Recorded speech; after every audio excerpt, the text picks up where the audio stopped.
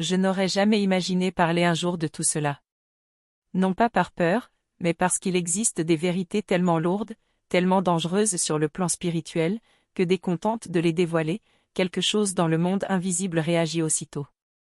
Et chaque fois que décembre approche, mon corps se souvient, l'air devient plus pesant, les nuits semblent plus bruyantes, et je perçois la présence de choses que la plupart des êtres humains préfèrent ignorer. Je m'appelle Zandel et je viens du KwaZulu, en Afrique du Sud. Pendant 12 ans, j'ai été profondément impliqué dans une forme de sorcellerie de haut niveau, pas celle qu'on apprend dans des livres ou sur les réseaux sociaux, mais celle transmise par des pactes ancestraux, des rituels de sang et des héritages spirituels invisibles. Beaucoup pensent que les sorcières n'agissent que la nuit. Beaucoup s'imaginent que décembre n'est qu'un mois de fête. Beaucoup croient que le diable se repose parce que tout le monde est joyeux. C'est exactement le contraire. Décembre est le mois le plus sombre de l'année. Et ce que je vais révéler explique pourquoi tant de familles se déchirent en cette période, pourquoi les accidents se multiplient soudainement, pourquoi des maladies étranges apparaissent à Noël, et pourquoi tant de destinées s'effondrent entre le 1er et le 31 décembre. Je n'ai pas appris ces choses dans un livre, je les ai vécues. Je les ai exécutées. Et en décembre, j'étais toujours la plus occupée. Voici ce qui se passe réellement, et ce que les sorciers font durant ce mois. 1. Le rassemblement des ténèbres, du 1er au 3 décembre. La plupart des gens ignorent que chaque mois de décembre commence par une sorte de recensement spirituel. Nous l'appelions Ukukola Isitanzi, une vérification des ombres du 1er au 3 décembre. Pendant ces jours, j'étais convoqué spirituellement, pas physiquement, mon esprit quittait mon corps pendant le sommeil, à travers la projection astrale. Que vous le vouliez ou non, si vous êtes marqué par la sorcellerie, vous êtes forcé d'y aller. Nous nous réunissions, au bord d'une rivière nommée Tala. Elle servait de portail, l'eau étant la porte d'entrée. Là, chaque clan de sorciers faisait le bilan de l'année, quelle famille était spirituellement affaiblie, quels enfants manquaient de couverture, quel pasteur était découragé, quel croyant avait cessé de prier, quel foyer était fragilisé par l'amertume, la colère ou l'absence de pardon. En décembre, toute faiblesse spirituelle devient une invitation. Si vous terminez l'année sans force spirituelle, vous êtes automatiquement ajouté à la liste des cibles. Je me souviens parfaitement de ma toute première mission de décembre. Un ancien, muni d'une calebasse remplie d'eau de la rivière, désignait des maisons.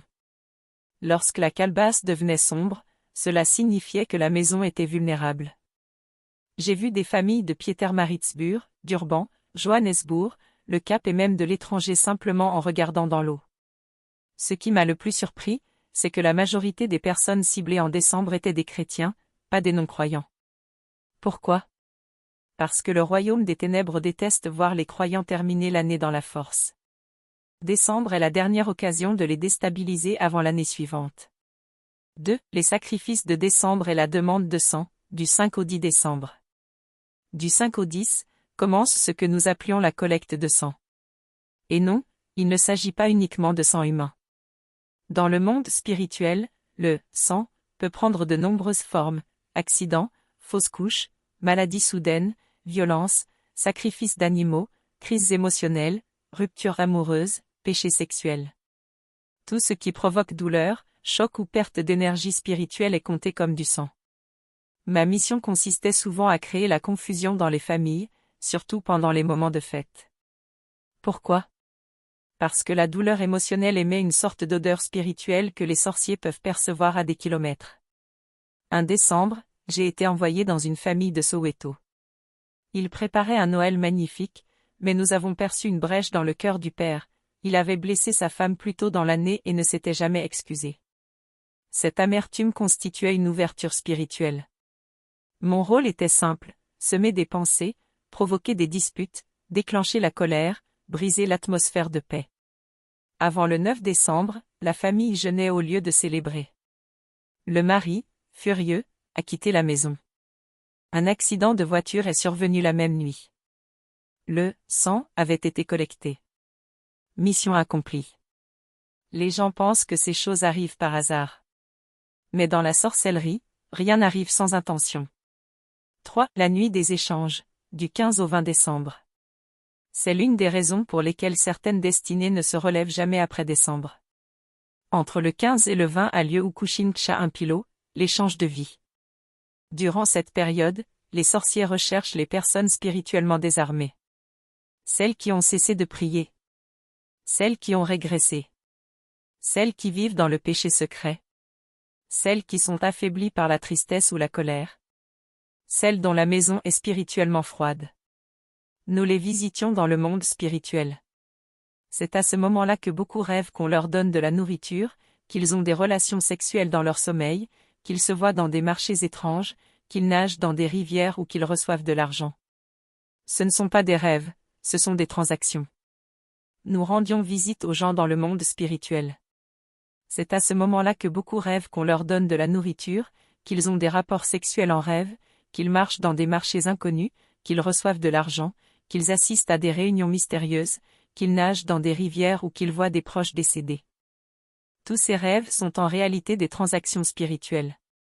Tout ce que vous acceptez, mangez, recevez ou touchez dans ces rêves fait partie d'un échange invisible. Un mois de décembre, j'ai visité une jeune femme à Durban. Elle avait été très priante au début de l'année, mais elle s'était affaiblie spirituellement. Dans son rêve, je suis apparu sous les traits d'une amie d'enfance. Je lui ai servi de la nourriture, une bouillie douce mélangée à une substance sombre. Dès qu'elle l'a mangée, l'échange spirituel s'est produit. Son destin a été capturé, et un esprit de stagnation a pris place en elle. En janvier, elle a perdu son emploi. En mars, son petit ami l'a quittée. En juin, elle traversait une profonde dépression. Tout cela à cause d'une transaction spirituelle survenue en décembre, qu'elle ignorait totalement. 4. Les rituels du 25 décembre. Très peu de gens le savent, Noël est l'un des jours les plus actifs dans la sorcellerie. Pour les sorciers, Noël n'est pas un jour saint, c'est un moment de grande distraction. Pourquoi? Parce que les chrétiens mangent, se réjouissent, dorment, voyagent et baissent leur vigilance. Le matin de Noël, nous agissions spirituellement à travers villages, quartiers et villes. Notre objectif était simple, échanger la joie contre la tristesse, la paix contre la confusion, les percées contre les blocages. À Noël, j'ai été envoyé à Omanga pour cibler des foyers aisés. Non pas pour tuer leurs habitants, mais pour leur voler leurs bénédictions de l'année à venir, car beaucoup de bénédictions destinées à l'année suivante sont libérées spirituellement en décembre. Ce que les gens ignorent, c'est que la joie attire les bénédictions, tandis que la tristesse attire les esprits mauvais. Notre tâche consistait donc à introduire la tristesse dans les maisons. Je me tenais spirituellement à la porte d'un foyer, je soufflais une poudre noire, et l'atmosphère changeait instantanément, dispute, vexation, colère, départ brusque de quelqu'un. La paix disparaissait, ce qui créait un terrain légal pour les attaques. Oui, les esprits ont des droits légaux, et beaucoup sont établis pendant les fêtes de décembre. 5. La récolte finale des âmes, du 28 au 31 décembre. C'est la partie la plus difficile pour moi à raconter.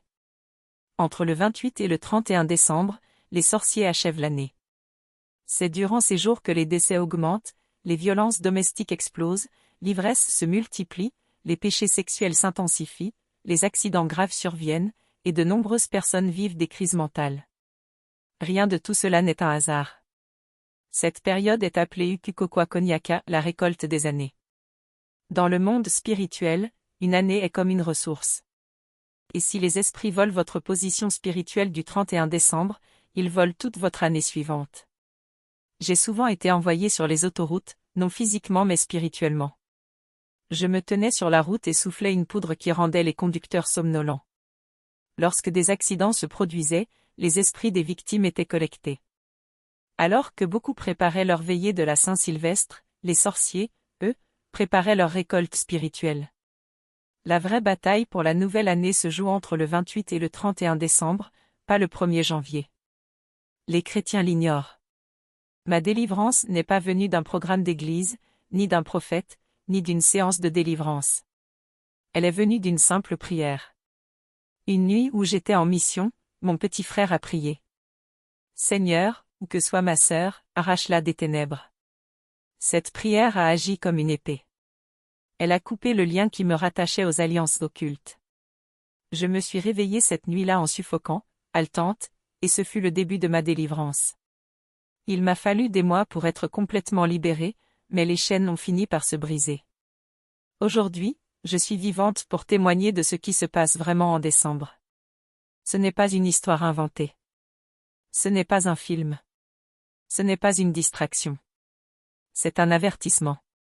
Si vous devez être spirituellement vigilant un mois dans l'année, ce mois-là, c'est décembre. Le témoignage de Zandel se dresse comme un avertissement solennel, non pas pour effrayer, mais pour réveiller. Pendant 12 ans, elle a été témoin et actrice de réalités spirituelles que beaucoup préfèrent ignorer.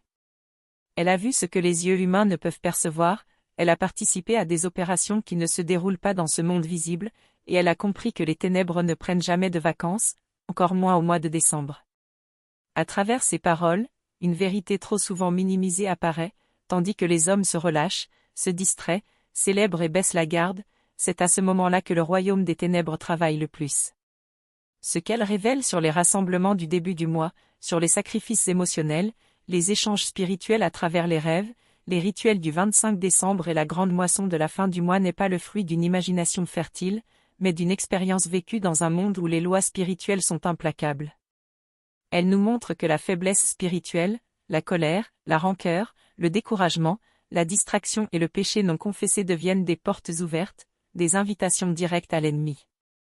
Et ce qui est peut-être le plus frappant, c'est sa confession que les cibles les plus recherchées ne sont pas les incroyants, mais les croyants fatigués, relâchés, refroidis, ceux qui arrêtent de prier à l'approche de la fin de l'année. Car si l'ennemi peut voler la stabilité spirituelle d'un chrétien avant le 31 décembre, il peut lui dérober toute l'année qui suit. Pourtant, au cœur de ce récit sombre surgit un message d'espoir puissant. La délivrance de Zandel n'est pas venue par la force humaine, ni par un rituel religieux, mais par une simple prière, sincère et remplie d'amour, celle de son jeune frère. Une prière qui a traversé les ténèbres, coupé les liens invisibles, brisé les assignations et réveillé son âme. C'est là que réside la vérité essentielle, même les forces les plus anciennes, les pactes ancestraux les plus enracinés, les opérations spirituelles les plus redoutables ne peuvent pas résister à la puissance d'une prière vraie. Cette prière fut son premier souffle de liberté, le premier craquement des chaînes qui la liaient, l'étincelle qui l'a arrachée aux ténèbres. Aujourd'hui, Zandel parle non pour choquer, mais pour sauver. Non pour glorifier les ténèbres, mais pour exposer leur stratégie afin que plus personne n'en soit victime. Son témoignage rappelle que la vie spirituelle ne peut pas être mise en pause, que le relâchement ouvre la porte à la destruction, et que décembre, loin d'être un simple mois festif, est un champ de bataille où se joue le destin de familles entières. Ce n'est ni un film, ni un conte, ni un récit pour impressionner, c'est une alerte. Et si ce qu'elle dit semble lourd, c'est parce que les réalités spirituelles sont lourdes. Si cela paraît dangereux, c'est parce que la vérité dérange toujours les ténèbres. Mais sa voix, aujourd'hui, est la preuve vivante que l'ennemi ne gagne pas toujours. La lumière peut briser les liens. Une seule prière peut renverser des années de captivité. Un cœur sincère peut défaire les plans les plus profonds du royaume des ombres. Ainsi, sa conclusion devient la nôtre. Si vous devez choisir un mois pour être spirituellement éveillé, vigilant, ancré dans la prière, ce mois est décembre. Car celui qui termine l'année dans la force spirituelle entre dans la suivante avec victoire. Mais celui qui baisse la garde ouvre des portes qu'il ne pourra refermer qu'au prix de grandes batailles. Que son histoire serve de miroir, d'alarme et de guide. Car au-delà des ténèbres qu'elle décrit, une vérité demeure, la lumière triomphe toujours de l'obscurité, pour ceux qui demeurent éveillés, enracinés, et attachés au Dieu qui délivre encore aujourd'hui.